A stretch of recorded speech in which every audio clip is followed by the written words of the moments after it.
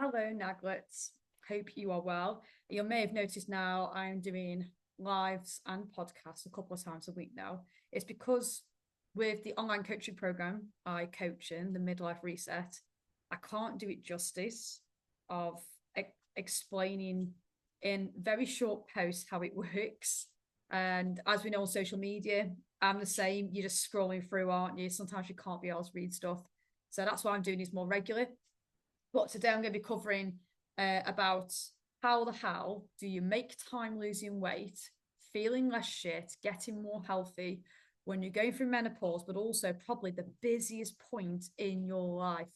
Like, how on earth do you fit it all in? How on earth do you, like, say, get your steps in, hit your protein?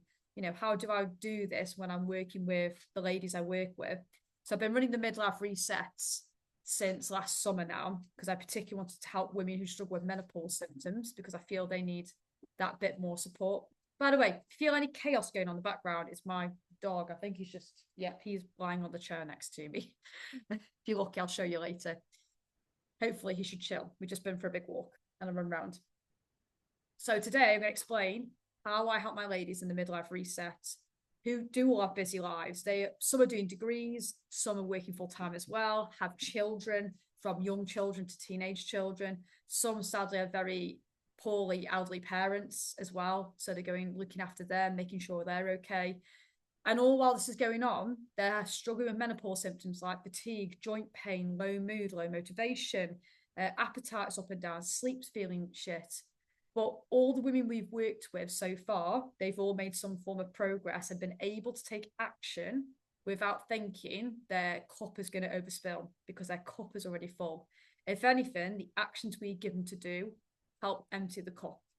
They help give them energy. It helps them to realize they need to put the oxygen mask on themselves first.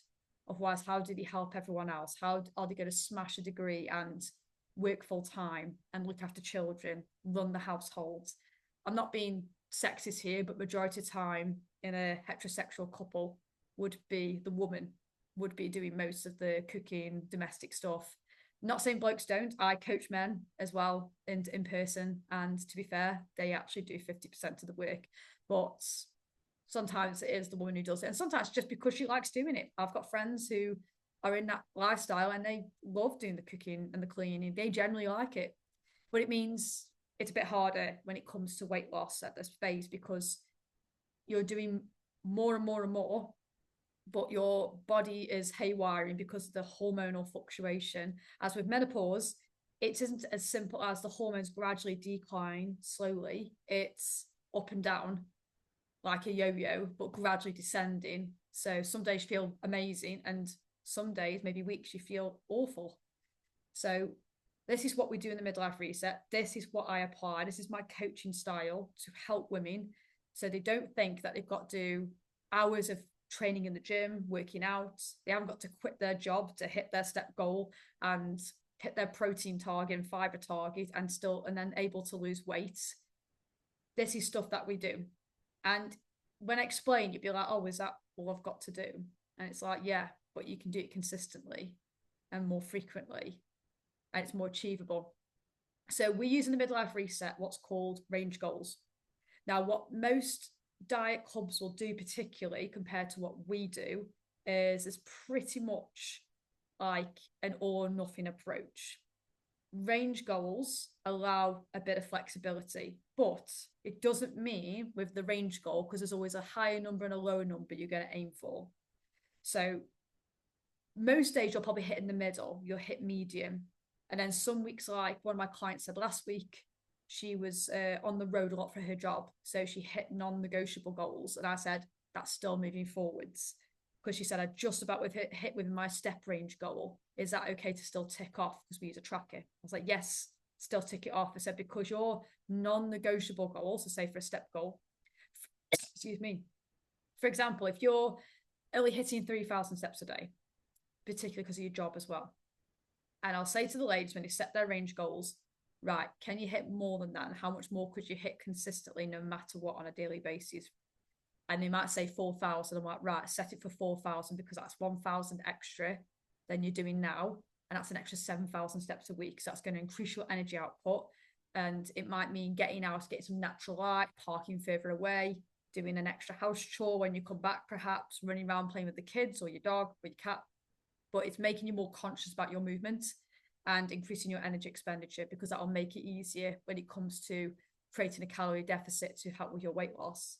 So they have their lower step range, and then they'll have their ultimate goal, which for clients probably at desk work, it's probably going to be 7,000, which will be the days they're off or they're out, they're just outside more on their feet or working from home, and they can just go for a walk whenever they want, or they might do a HIIT session instead. Another example of range goal would be a weekly calorie goal. So they could have, again, a lower calorie range to aim for, which could be, say, for example, 11,400, just top of my head. And the higher range could be around, say, 12,500. And that 12,500 weekly goal could be ideal for if you've got social events on, birthdays, because you haven't got to stick to the same calorie range every single day. You could bank some calories for those events. And then weeks where not much is going on, you can aim for the lower calorie range goal. And the beauty of this is it's not all or nothing. In fact, one of my clients checked in with me today, and I love what she said. Just try to bring it up here, try to find it. So I always ask, so my phone's on my screen, if every week was like this week, would your future self be grateful for what you've done to look after your body and mind? And he said it felt more like a maintenance week, which is better than undoing everything. So she still ticked the boxes, she still hit her targets. It's just she couldn't push like she would normally want to push, but that is still progress. And I love that mindset of, you know what, I hit at maintenance, but I've not undone the work. And most people would think, I've got over my calories by 400 calories. No point now. I said I fucked it up, and then continue fucking it up for the next like 4 or 5 weeks, and jump on the next diet. In my coaching program, it's not about that. That's why check-ins in my online coaching program are so important. Because also I've like confirmed with her, saying I absolutely agree with what you just said there. That is big progress. And she said this week she can push a bit more because she's working from home, so she can take the opportunity to be able to work out, get her strength training in, because we're big fans of strength training in the midlife reset for our women, because of the health benefits, and makes you look good when you lose weight, gives you that toned look. But it's just getting rid of that all or nothing mindset. And every single lady who's come to us in the midlife resets has struggled with the all or nothing mindset and been really hard on themselves, saying like they just give up easy when they can't do it, or they have a really, like, say, blowout on the weekend, and then Monday comes and they find it really hard to go back on track. But with us, they're like, there's always something you can do. There really is. I know it sounds so simple and not very sexy, but there's always something you could do because of setting range goals. It just makes things feel 10 times more achievable. And I said, it's up to you how much you want to push on the accelerator, how fast you want to push this. And I said it could vary from week to week. Sometimes it's not, you haven't got a busy week. Could be that week your hormones have fluctuated low, so you feel fatigue, joint pain, sleep shit, hot flushes. Could be on top of that, your kids are going through some shit at school. Elderly parents aren't very well, so you have to go up and make sure they're okay. And it just falls all on top of you. And we want to make sure we know, particularly when we're working with women who are going through these hormone fluctuations, we don't want to make it harder for them. We don't want to feel more shit or feel bad that they can't do certain things in our online coaching program. We're here to support you. So, for example, Kate, who works with me in the online coaching program, she is going through the perimenopause herself. She's got 2 teenage older children. She's also worked in the past while having children. She's having symptoms like joint pain because she's been diagnosed with osteoarthritis. She feels fatigue sometimes has poor sleep, sometimes struggles with hot flushes. And again, it varies from month to month how that happens. And some months she feels like her cup's too full because it heightens anxiety feelings. And other months she's absolutely fine. It just varies. So some months she can push herself with her own personal goals. And other months she has to just cruise, she has to just maintain. Because as I say, with menopause, I think, again, women are so pressured because of social media. They've got to look and feel a certain way because of seeing certain celebrities, but you don't see what's going on in their life and their lifestyles. And they're celebrities, they got money. They got someone to pay to be a nanny. They can palm work off to somebody else. They've got a PT, probably a personal chef. Whereas actually, you've got to do all of that. But having support from a coach who understands what's going on, who's like me, who's backed Kate's research back, we will never give you something that's pointless or going to cost you more money. We try to give you most goals, which are things you can do already within your lifestyle, not going to cost you a bomb to do. And that's what you invest in when you invest in coaching. You're investing in getting there actually the fastest without trying to do it blindly on your own and struggle. And then for the weeks you are struggling, you've got some support. You've got your coach there who's in your pocket on your phone, who you can message and will get back to you and reassure you where you're at or help you find solutions with the problem you're going through.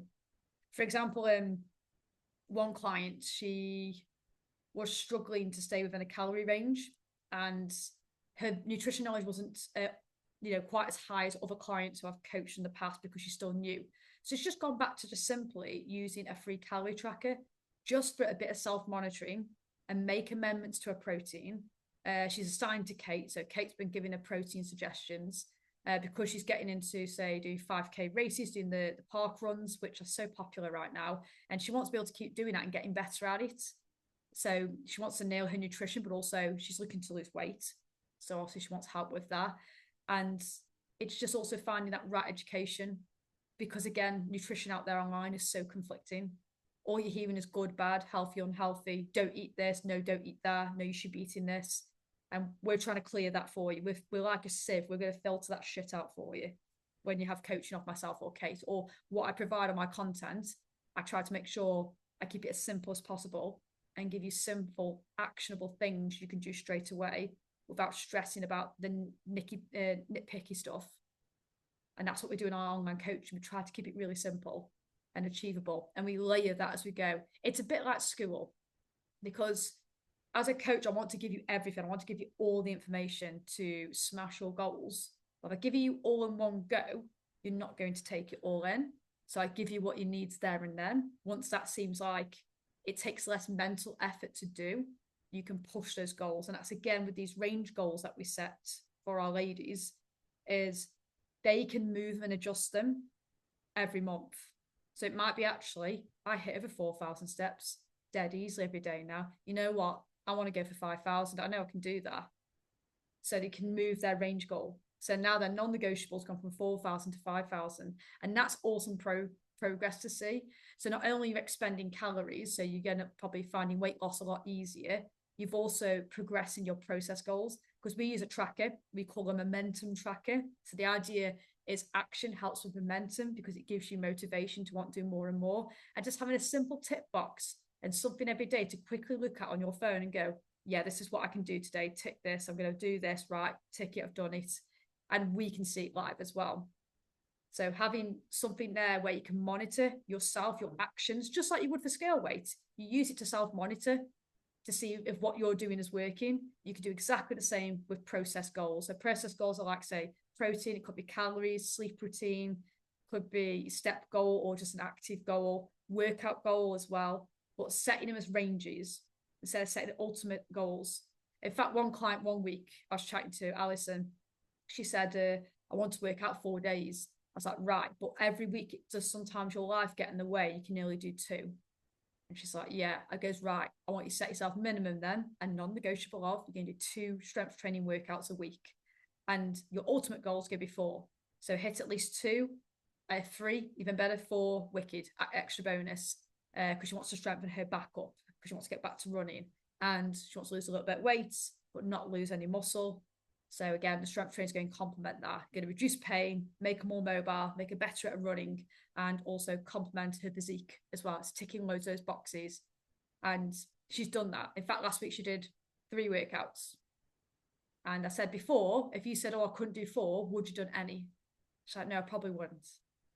So instead of setting those range goals, just makes things achievable. I do the same as well for jiu-jitsu. I'll say, right, I'm going to do 2 to 4 jiu-jitsu sessions a week. If I'm competing, ideally 3 to 4. And then I'll set like a workout goals in strength training 2 to 3 days a week.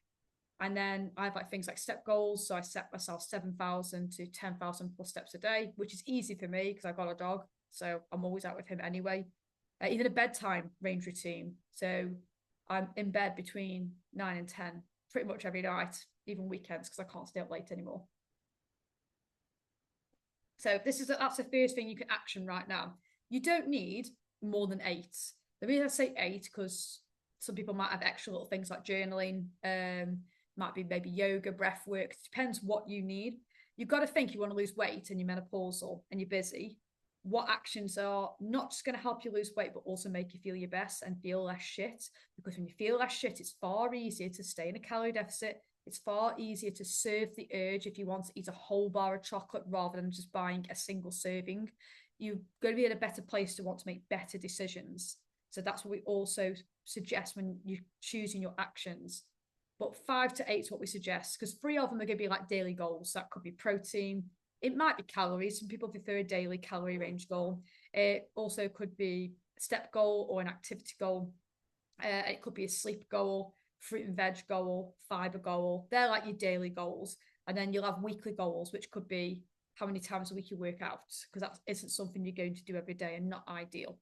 And then you've got like maybe a meal plan goal, which I would always suggest some form of planning goal in there. And another one could be journaling, or even sleep. If you've got young children, particularly, you're probably not going to get to bed or enough sleep 7 days a week. Whereas me, I've got kids, so I can put an easy, very consistent sleep routine. But with young children, you might be doing, like, say, a shift with your partner who goes and does the night shift with the kids if they're struggling to sleep. So again, it might be like 3 out of 7 days. I'm going to make sure I get enough sleep.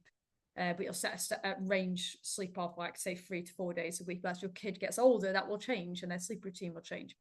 So range goals, big one to do. You can do it on a spreadsheet, you can tick it off. And I do this in the midlife reset. We've got a cool little online spreadsheet that we use. We use Google Drive, so I can see updated. I can give feedback with their check-in. So it's a brilliant little tool that we use in our online coaching. And the fact, your coach can see it live as well, it gives you that bit more accountability. And we can see if things are working. If you're putting all the work in, we're like, right, okay, if things aren't working, we can change it. We've got record of what's going on. Self-monitoring is so powerful. And you're keeping it achievable despite how busy your life is. So I just said that point number 2 is make sure it is achievable, the goals. Don't set yourself goals that you're going to set it yourself for failure.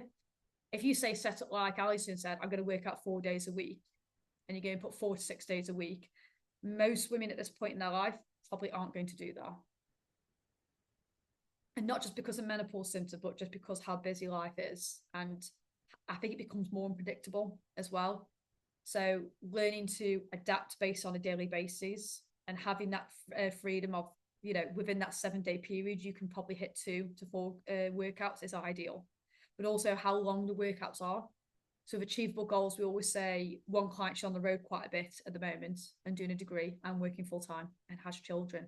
So I said to her, she managed to do 1 workout last week. She had a really good workout. And I said, this week, pick the shorter workouts to do. So do at least 2, ideally 4 is a goal. But I said, do at least 2 this week.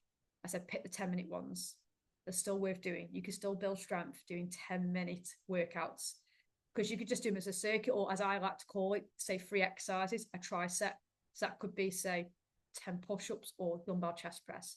It could be 10 bent over rows using a band, barbell, dumbbell, kettlebells. And then the other one could be some form of squats. 3 sets of 10, do 10 of each, have a rest for 1 minute, right? Do 10 of each, have a rest for 1 minute, and then repeat. That would take you 10 minutes.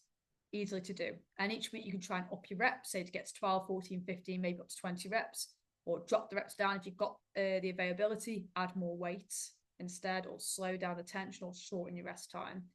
So shorter workouts are more ideal if you're very busy, especially if you're thinking, there's no way I can even do 30 minutes, 10-minute ones. We find our ladies will do them more frequently when they got the option to do workouts that are like 10 to 20 minutes.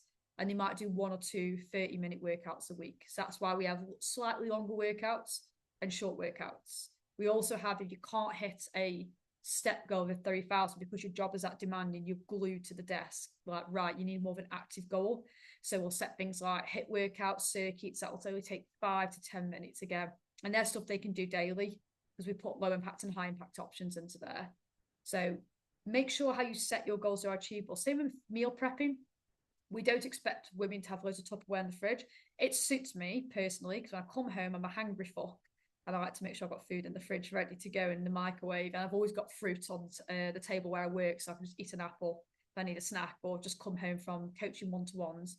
I've got to go straight into a call onto online clients. Within 10 minutes, I can quickly snack on some fibre. So, say with meal planning as well, prepping, at least plan it, at least have things in there ready. So keep it achievable that way as well. Because I'll get some clients going, oh, I'm going to prep breakfast and lunch 5 days a week. As you've got children, and sometimes you don't fancy what you're having some days because you feel a bit sicky because your menopause symptoms. I think maybe just 3 days in advance. That's it. And then you can use leftovers or variations from your evening meal. So again, keep it achievable. Don't make it impossible for yourself. So a lot of people, I think when it comes to online coaching or diet clubs or anything like that, but I think particularly more with coaches like myself over diet clubs, is they're worried to come with us because they're scared they're going to fail and let us down. We're not going to be mad at you. We're not your parents. If anything, like good parents, if failure happens like it would with your kids, you support them. You help them through that struggle. You try to help find a solution. That's what we do as coaches. We're not here to berate you. We're here to find solutions because we're not a cookie cutter type of coach. It's like our principles are all the same for every person we coach, but how you apply it is individual, and that's what you invest in. Because what I'm saying to you now is what I do still coach in the online coaching group, the midlife reset, but people don't pay for information. You can Google a lot of this. They pay for coaching, pay for your coach to individualize how you get to where you want to get to, how to build that process based on the principles we apply, what you need. Because for one client, it might be better for her to prep 5 days a week because it suits her and she can do that. And for another client, it might be you just need to bulk out your evening meal, what you cook for the family, and have the leftover the next day, and just have a similar breakfast every day to meet with your calorie goal. Some clients might need to eat later because it just suits them. Some clients are really hungry first thing, so they need to have a filling breakfast, also get a snack all morning. It differs from client to client, but the principles apply the same. Okay, last one, which we like to do in the midlife resets, and something you can do in action. And I do this in the morning as well when I get up for work after I've walked the dog. So if I've sat down, I've had my breakfast, I've got my brew, and I give myself 10 minutes to do what's called a morning prep. It's not something you have to do every day, but it's really helpful, especially during the menopause, because one day you might feel great, one day you might feel shit, and the shit days is when you want the morning prep. And you could just write down some questions to help you for the day, like, what could you do today to help yourself feel your best? So what actions could you do? And that's where you look at your goals that you set yourself. So it could be, make sure I hit my protein goal, make sure I hydrate myself, maybe have 10 minutes to myself later, just doing nothing. So say you've got to pick the kids up or you're waiting for a meeting, just have 10 minutes doing nothing, just set a timer, just zone out and just let your brain decompress them in, or brain dump on a piece of paper. It might be you have to set yourself something creative to do daily for 10 minutes. Like in the mentorship I'm in, one lady in the morning, she just does some colouring in. And I love that idea. It's very simple to do. So after you've done your morning prep, if you've got a colouring in book or you like doodling or drawing, just do that just for 10 minutes. Bring out your inner child a little bit. Because it's supposed to help your mood and everything and set yourself up for the day. Also, that morning prep will say, right, are you doing a workout today? If it is due, then make a note of that. And it might be you feel a bit crap, so you can assess there how hard you go in your workout. Is it a case of just do what you did last time, even the same weight and reps? It's just a case of just make sure you show up and move. Or is it that day you're going to push? Or is it actually got to replace that workout, say if you feel that awful, so you're going to do like a yoga workout instead, that takes 10 minutes, or a shorter weight training session. So the morning prep, the idea is just we have simple questions like, what could you do to make yourself feel your best? Assess how your energy levels are, how your symptoms are that day.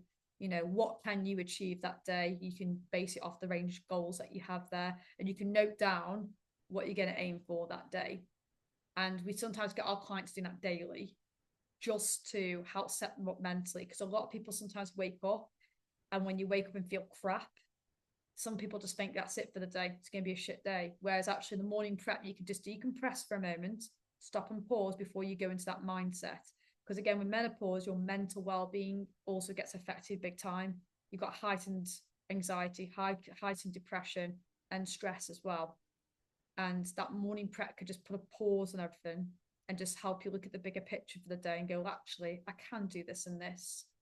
And again, we don't ask people to always hit ultimate goals, just stay somewhere within that non-negotiable.